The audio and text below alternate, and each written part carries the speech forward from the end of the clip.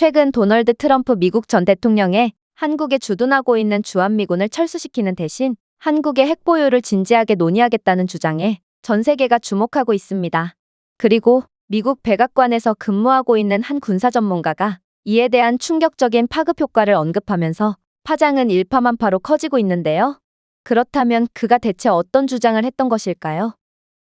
안녕하세요. 저는 미국 출신의 노먼이라고 합니다. 현재 미국 최고의 방산업체에서 연구원으로 재직 중인 저는 최근에 대학교 동문회에서 충격적인 일을 겪게 되었고, 이번 일은 많은 사람들이 궁금해할 것 같아서 이렇게 글로 작성하게 되었습니다. 일단 저는 MIT를 졸업한 뒤 곧바로 미국 방산업체에 입사하게 되었는데요. 그리고 제가 공부를 할 때만 해도 미국은 지금보다도 치열한 군비 경쟁을 벌였기 때문인지 제 동기 중에는 유난히 이쪽 분야의 진로를 택한 사람들이 많습니다. 그래서 같은 진로를 갖게 된 동기들은 졸업 이후에도 자주 만나며 친하게 지냈고, 동문회도 자주 개최하며 친목을 다지곤 했죠. 그리고 최근에 평소 저희에게 조언을 아끼지 않으셨던 교수님께서 이직을 하게 되어 저희는 겸사겸사 자리를 만들게 되었는데요. 교수님은 원래 백악관에서 안보 방산 전문가로 근무하셨는데 미국의 젊은 인재들을 육성하겠다는 일념 하나로 기꺼이 대학교 교수직을 받아들이셨다고 했습니다. 그런데 백악관 측은 해당 분야에서 엄청난 권위를 자랑하셨던 교수님이 그만두는 것을 가만두지 않았고, 결국 교수님은 교수직을 받아들인 지 얼마 되지도 않아 국가를 위해 다시 백악관에서 근무하게 되었다고 하더군요. 물론 이런 성공적인 커리어를 갖고 계신 전문가답게 교수님은 몹시 현명하신 분이셨습니다. 학창시절에도 교수님의 말씀을 들어서 손해를 본 적은 단 한 번도 없었거든요. 하지만 배움의 장이 될 거라 생각했던 동문회에는 뜻하지 않은 불청객 하나가 와 있더라고요. 그건 바로 중국인 즈무였습니다. 그는 저희의 동기가 맞긴 했지만 아무도 그를 좋아하지 않았는데요. 그는 자신이 학과 차석으로 들어온 것처럼 행세를 하다가 결국 돈을 주고 대학교 입학을 하는 형태인 기부 입학으로 들어온 것이 발각되었을 뿐만 아니라 어쩌다가 입사하게 된 미국 방산업체에서도 산업 스파이 의심 정황이 여러 차례 포착되어 중국으로 쫓겨난 배신자거든요. 뭐 아쉽게도 그에게선 명백한 증거를 찾을 수 없었긴 했지만 그와 친하게 지냈던 같은 회사 중국인 직원들은 죄다 중국으로의 기술 유출에 대한 명백한 증거가 포착되어 재판을 받은 것을 보면 즈무가 배신자의 역할을 했을 거라는 것은 초등학생도 예상할 수 있었습니다. 그리고 즈무는 동문회에 나오자마자 학창시절에도 늘 그랬듯이 아무도 궁금하지 않은 중국에 대한 자화자찬을 늘어놓기 시작하더라고요. 다들 오랜만이군. 그나저나 너희들 대부분이 방산업체에서 근무 중이니 한국에 대한 이야기는 들었겠지? 곧 있을 미국 대선에 대한 여론조사에서 도널드 트럼프가 우위를 점하고 있고, 도널드 트럼프는 자신이 대통령이 된다면 주한미군을 전부 철수시키고 한국의 핵무장을 허용하면서 한국이 자신들의 국가는 알아서 지키도록 모든 비용을 전적으로 부담하게끔 한다고 하더라. 너희들은 이에 대해 어떻게 생각해? 내 생각에 후진적인 기술력을 가진 한국은 핵무장을 승인받아도 핵기술을 개발하는 데만 십수년이 걸릴 게 분명해. 그리고 그렇게 세워라 내워라 핵만 개발하다가 결국 중국에 의해 먹히거나 북한의 기습을 받고 말 테지. 한국은 최근에야 중국으로부터 자치권을 얻어낸 국가지만 이들의 역사를 통틀어 보자면 중국의 속국과 다름없거든. 그래서 중국이 한국을 다시 지배할 명분은 충분하지. 뭐 그게 아니더라도 중국이 수십 년간 개발한 핵을 한국 따위가 개발해낼 수 있을 리는 없으니 결국 한국은 헛된 꿈을 좇느라 개발비로만 엄청난 돈을 날리고 말 거야. 저희는 일동 즈무의 황당한 주장에 기겁을 할 수밖에 없었습니다. 그는 미국 회사에서 쫓겨난 이후 중국 방산업체에 스카우팅되어 일하게 되었다고 하던데, 도대체 중국의 수준이 얼마나 낮으면 무기연구원이라는 자가 한국에 대해서 이렇게나 모를 수가 있단 말인가요? 그는 대학 시절에도 한국을 그렇게나 욕하고 중국을 치켜올렸는데 세월이 지난 지금도 똑같이 수준 낮은 행보를 보이고 있었습니다. 그런데 모두가 그에게 한마디씩을 하려고 할 때 예상치도 못한 일이 벌어지기 시작했습니다. 바로 그동안 즈무의 무례함을 지켜보고만 있던 교수님께서 입을 열기 시작했거든요. 중국 학생, 아니 이젠 연구원이라고 불러야 할까요? 아무튼 한국이 핵 개발을 하는데 십수년이 걸릴 거라는 건 정말 말도 안 되는 소리입니다. 안 그래도 이번 백악관 관계자들과 긴급회의를 열었는데 한국이 핵기술을 개발하는 데는 몇 달이 채 걸리지 않을 거라는 전망이 나왔거든요. 생각해보세요. 한국은 원자력 기술 강국이고 이들의 원자력 발전소에서 나온 재료들은 즉각적인 핵무기 자원이 될 것입니다. 그뿐만 아니라 한국은 핵무기 비확산 조약 때문에 핵기술 발전을 시도하지 않고 있지. 이들은 이미 핵 개발에 필요한 기술력보다도 더욱 우수하고 복잡한 기술들을 우후죽순으로 개발해 놓은 상태죠. 한국이 개발해낸 차세대 전투기와 전차, 그리고 각종 미사일 무기들을 보세요. 한국이 개발한 무기들은 중국이 만든 무기들과의 수주 싸움에 있어서도 압도적인 우위를 점하며 훨씬 더 완성도 있고 첨단적인 기술로 만들어졌다고 전 세계로부터 인정받고 있습니다. 즉, 핵기술 개발이 허가된 한국에 있어서 핵무기 연구는 누워서 떡먹기라는 것입니다. 자, 지금까지는 여기 있는 모든 제자들이 알고 있는 내용이라고 생각됩니다. 그렇다면 제가 백악관에서 전문가들과 함께 연구한 내용을 말씀드리도록 하죠. 아무래도 대부분의 중국인들은 한국의 핵 관련 소식에 그래봤자 한국이 중국의 핵기술을 뒤늦게 따라오려면 엄청난 시간이 소요될 거라고 생각하는 경향이 있는데요.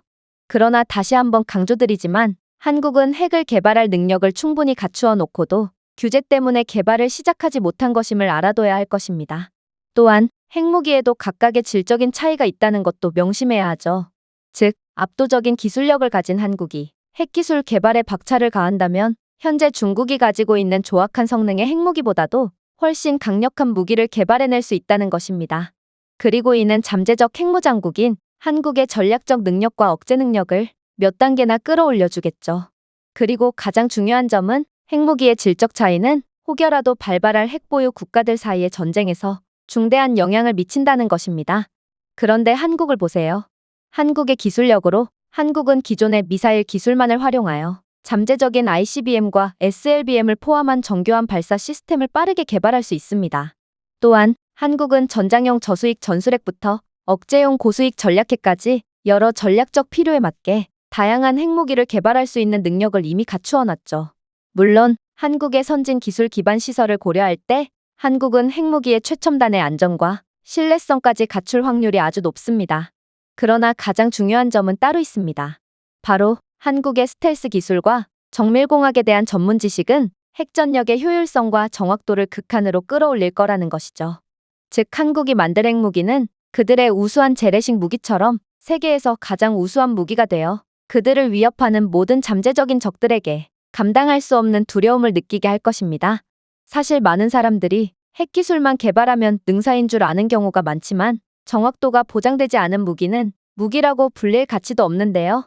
그리고 현재 핵보유국이라고 불리는 여러 국가들에서는 이러한 무기라도 불릴 가치도 없는 핵무기를 들고 허세를 부리고 있는 경우가 많죠.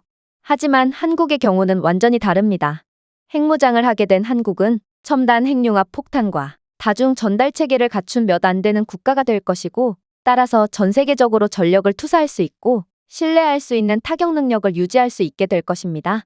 이는 전략적 안정성을 높이고 잠재적인 적들이 감히 도발을 하거나 공격을 해올 일말의 가능성조차 제거해버립니다. 소름 돋는 점은 한국은 단일 미사일이 여러 개의 탄두를 운반할 수 있는 MIRV와 정밀 지도와 같은 기술적 정교함을 이미 갖추어 놓고 있다는 점입니다. 이는 핵무기의 효율성을 증가시켜 정밀한 표적화와 미사일 방어를 압도할 수 있습니다. 이렇듯 핵무기의 현대적인 안정과 신뢰성을 갖춘 국가는 우발적인 폭발의 위험을 줄이고 시간이 지남에 따라 신뢰할 수 있는 억제력을 보장할 수 있는데요.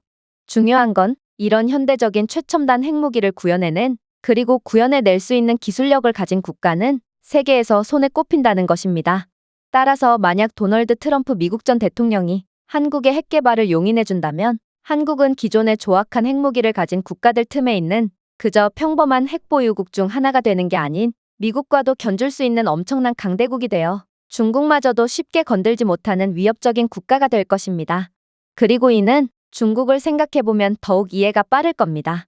여러분들은 전문가답게 핵무기에는 설계와 산출량, 전달체계, 기술적 정교함 등 여러 요소를 바탕으로 수준을 분류할 수 있다는 것을 알고 계실 겁니다. 그리고 중국은 ICBM과 SLBM을 이용한 전략적 억제에 초점을 맞춘 핵무기를 상당량 보유하고 있다고 주장하고 있죠. 또한 중국은 지금도 핵전력을 지속적으로 확대하며 엄청난 양의 핵무기를 보유하게 됐다고 알려져 있습니다. 그러나 이들의 핵무기를 과연 무기라고 볼 수 있을까요? 중국은 핵무기를 양적으로만 향상시켰지 질적으로는 향상시키지 못하고 있습니다. 즉, 안정성과 정밀도랄 게 없는 핵무기를 기존의 문제를 보완하지도 않은 채 계속해서 생산해내기만 하며 허세를 부리고 있다는 것입니다. 실제로 중국은 자신들이 강제로 병합한 소수민족의 땅에 계속된 핵실험을 하고 있는데 이들의 안정되지 않은 핵무기는 혼자서 폭파되거나 불발탄이 나오는 등 적을 살상하는 무기가 아닌 아군을 살상하는 자폭무기가 되고 있다고 하는데요. 물론 중국 측은 이 사실을 비밀로 하고 있지만 미국의 감시체계는 어떠한 사각지대도 용납하지 않고 있습니다. 어떤가요? 과연 한국이 만들어낼 고성능 핵무기 앞에서도 중국은 자신들이 핵보유국이라며 큰 소리를 낼 수 있을까요? 한국이 중국 본토에 핵무기를 투하할 때 중국이 한반도로 발사한 핵무기는 그대로 중국 본토에서 터져버린다면 과연 두 국가 중 어떤 국가를 강대국이라고 불러야 할까요? 교수님의 말씀에 즈무는 할 말을 잃은 듯 얼빠진 표정만을 지을 뿐이었습니다.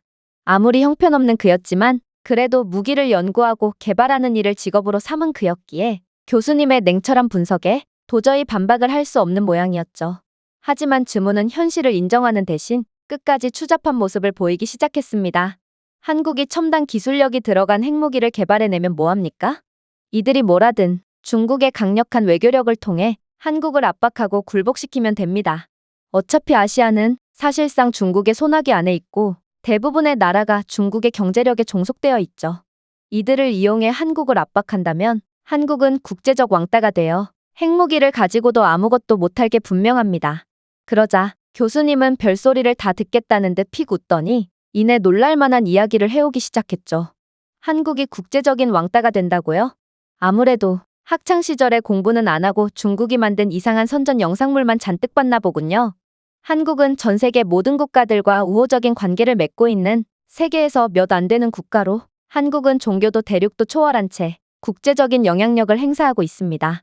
물론 중국도 인종과 종교 그리고 대륙도 전부 초월하긴 했지만 한국과 다른 점이라면 전 세계 국가들로부터 사랑을 받는 한국과는 달리 중국은 이 모든 나라들로부터 국경을 초월한 미움을 받고 있다는 것입니다.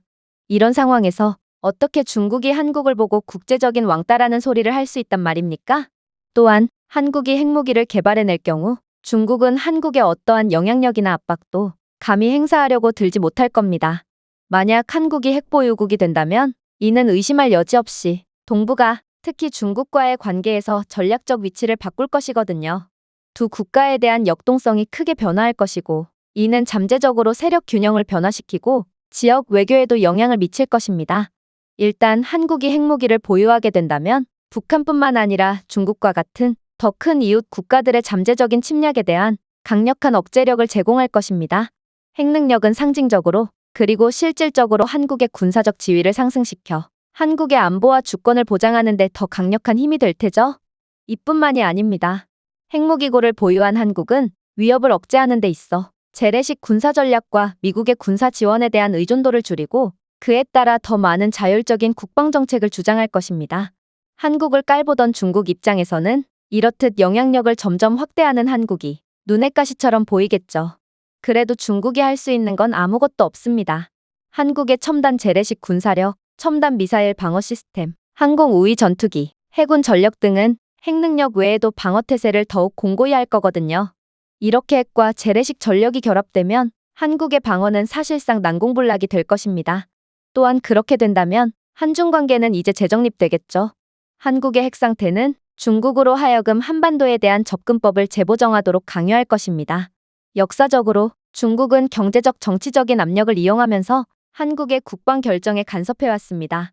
중국은 한국의 사드와 같은 시스템들을 자국의 안보에 대한 위협으로 간주하면서 배치를 막기 위해 압력을 행사해왔고 수차례의 경제보복을 시행한 이력이 있거든요. 그러나 핵으로 무장한 한국은 더 이상 그러한 전략에 휘둘리지 않을 것입니다. 독자적으로 안보를 보장할 수 있는 능력은 중국의 영향력을 약화시켜 한국이 외부에 간섭 없이 국방정책을 추진할 수 있도록 할 것입니다. 이는 자연스레 한국의 중국에 대한 외교력에서의 우위를 보장합니다. 한국은 중국과의 외교 협상에서 보다 적극적이고 품위 있는 입장을 취할 것이기 때문이죠. 한국은 무역 분쟁에서 지역 안보 문제에 이르기까지 다양한 문제에 대해 더 적극적인 입장으로 협상할 수 있으며 남중국해와 지역 안보와 같은 문제들을 포함한 지역 대화에서 동등한 지위를 주장하게 될 것입니다. 안전보장을 위해 더 이상 외부 세력에 의존하지 않는 한국은 더욱 힘이 있는 입장에서 중국과 관계를 맺겠죠. 이 새로운 자신감은 한국이 자국의 이익을 보다 효과적으로 방어하고 중국의 부당한 압력에 저항할 수 있도록 해줄 것입니다. 더 놀라운 점은 따로 있습니다. 한국이 초강대국으로 부상하는 것은 동아시아 주변국들로부터 엄청난 지지를 받을 거거든요. 종종 한국이 핵을 가지게 되면 다른 나라들도 덩달아 핵을 원하게 될 거라는 주장을 하는 사람들도 있는데 이는 당연히 합리적인 추론입니다. 그러나 백악관의 전문가들은 다른 견해를 내놓았죠. 핵무장한 한국은 잠재적인 침략국들을 억제하고 힘의 균형을 유지함으로써 동아시아 지역 안정에 기여할 것이기 때문입니다. 이러한 안정은 갈등의 가능성을 줄이고 경제협력을 촉진할 것이기 때문에 중국과 인접해 있는 지역의 모든 국가들에게 유익할 것입니다. 물론 중국이 한국을 아래로 보고 무시하는 태도를 취하지만 않는다면 이러한 평화는 중국에도 이익이 되겠죠. 오만한 중국이 그렇게 할 수 있을 가능성은 희박하지만 말입니다. 정말로 무서운 점은 따로 있습니다. 한국의 영향력 확대는 동아시아 지역에 국한된 것이 아닐 거거든요. 한국의 핵무기 획득은 국제 무대에서 한국의 위상을 높일 것입니다. 국제사회는 한국을 책임감 있고 능력 있는 핵보유국으로 인정하고 국제안보 논의와 국제기구에서 한국의 영향력을 높일 것입니다. 그리고 매우 흥미로운 견해도 있었는데요. 핵무장을 하게 된 한국은 경제 및 기술 발전도 비약적으로 상승할 거라는 전망입니다. 강화된 보안으로 한국은 특히 첨단 기술 분야에서 증가된 외국인 투자를 유치할 것입니다. 국제적인 기업들은 한국의 안정성과 기술력을 인정하면서 한국 기업들과 협력을 추구하겠죠. 인공지능, 로봇공학, 사이버 보안과 같은 분야에서 한국의 발전은 더욱 가속화되어 혁신의 글로벌 리더로 자리매김하고 있습니다. 이러한 경제적 기술적 이익은 한국의 전략적 자율성과 글로벌 영향력을 더욱더 강화할 것입니다. 즉, 한국은 핵무기를 획득함으로써 중국과의 관계의 역학관계와 국제무대에서의 위상을 완전히 변화시킬 거라는 것입니다. 핵 억지력은 중국이 한국의 국방정책에 대해 가지고 있던 영향력을 제거하고 한국이 영내 외교에서 보다 독립적이고 적극적으로 행동할 수 있도록 합니다. 이러한 새로운 현상은 어떠한 공격적인 행동도 강력한 대응에 직면할 것이라는 인식하에 중국이 한국에 대해 보다 정중하고 신중한 접근을 취하도록 강요합니다. 이러한 새로운 외교 지형 속에서 한국은 국익을 확보하고 중국의 통제력을 행사하려는 시도를 압도하며 그 어느 때보다 강력한 위치에 서게 될 것입니다. 동아시아의 전략적 균형은 재조정되며 한국은 중국의 영향력에 대응할 수 있는 강력한 강대국으로 부상하게 됩니다. 이 새로운 시대는 한국이 자국의 이익을 보호하고 지역 안정에 기여하며 세계 안보에 중추적인 역할을 할 수 있도록 보장합니다. 물론 한국은 존엄하면서도 단호한 자세로 동북아의 평화와 안정을 유지하면서 국제사회의 존경을 받을 테죠. 교수님의 말씀에 중국인 증오는 그 즉시 꿀먹은 벙어리가 되었습니다. 그리고 백악관의 군사 전문가들이 입을 모아 내놓은 명쾌한 분석에는 더 이상 토를 달지 못하겠는지 중국은 북한을 이용해서 한국을 침공하면 된다는 어처구니가 없는 주장으로 논점을 흐리기 시작했죠. 그러나 교수님은 그런 정신나간 중국인의 말에도 조금도 져줄 생각이 없어 보였습니다. 북한이 핵을 가진 한국에 덤벼든다고요? 핵으로 무장한 한국의 실존적인 위협을 인식한 북한은 이제는 어떤 군사적 도발도 압도적이고 파괴적인 보복에 직면할 수 있다는 것을 이해하게 될 것입니다. 즉, 북한의 통상적인 벼랑 끝 전술과 협박은 효력을 상실한다는 말입니다. 북한은 더 이상 한국에 대한 억제책으로 핵무기에 의존할 수 없습니다. 한반도의 힘의 균형이 결정적으로 한국 쪽으로 이동함으로써 북한의 위협은 효과가 없게 됩니다. 한국의 핵전력은 북한의 도발 가능성을 줄여주는 강력한 억제력 역할을 하거든요. 그리고 이는 중국도 마찬가지죠. 중국은 대만을 넘어 한반도까지 침략할 야심을 본격적으로 드러내고 있습니다. 백악관은 그런 중국의 이상한 기류를 벌써부터 눈치채고 있죠. 그러나 한국이 핵을 보유한다면 판도는 완전히 바뀔 것입니다. 백악관에서 논의한 양국의 시나리오는 다음과 같습니다. 기술적인 핵무기를 통해 한국은 신뢰할 수 있는 핵미사일 요격 능력을 확립할 것이고 상호 확실한 파괴를 보장함으로써 최초의 중국으로부터 온 핵공격을 막을 것입니다. 한국의 잠수함 발사탄도 미사일과 이동식 육상 발사대는 신뢰할 수 있는 핵 억제력을 보장할 것입니다. 그렇게 된다면 이젠 한국 차례입니다. 한국의 전술 핵무기 보유는 중국의 주요 군사시설, 사령부, 그리고 물류 거점에 대한 정밀 타격을 가능하게 할 것입니다. 이것은 중국군의 거의 유일한 장점인 장기간의 군사 작전을 지속할 수 있는 능력을 파괴할 것입니다.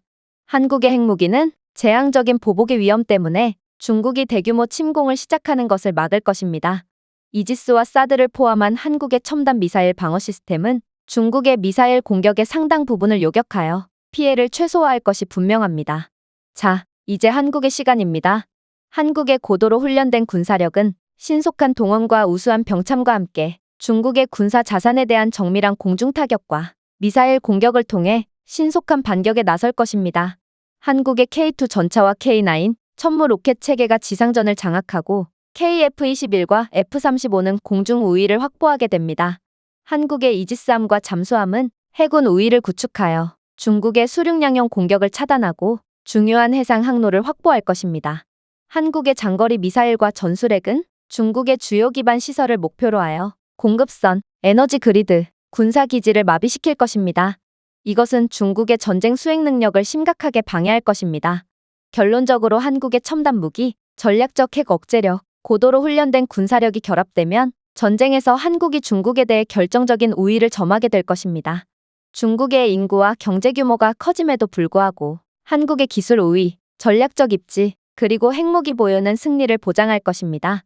한국은 핵무기를 보유하고 있어 중국의 군사력에 필적할 뿐만 아니라 세계 최강의 군사대국으로 당당히 우뚝 설 것입니다. 한국군의 결의와 능력을 과소평가하지 맙시다. 왜냐하면 그들은 조국을 지키고 승리를 쟁취할 준비가 되어 있기 때문입니다. 이러한 매우 현실적인 시나리오에 즈무는 손발을 벌벌 떨며 더 이상의 반박을 이어나가지 못했습니다. 그리고 그는 꽤나 큰 충격을 받았는지 기껏 온 동문회에서 화장실을 가는 척하며 그대로 사라져버렸죠. 매번 중국 찬양을 통해 분위기를 망치는 중국인 즈무가 다음 동문회에서도 낯짝 좋게 참석할지는 모르겠지만 당장은 교수님의 멋진 카운터펀치 덕분에 저희는 즐거운 동문회를 즐기면서 한국의 강력함에 대해 상기할 수 있었던 좋은 시간을 보낼 수 있었습니다. 제가 준비해온 내용은 여기까지입니다. 끝까지 시청해주셔서 진심으로 감사드리며 여러분들의 구독과 좋아요, 알림 설정은 영상 제작에 큰 힘이 됩니다. 이상 세모튜브였습니다.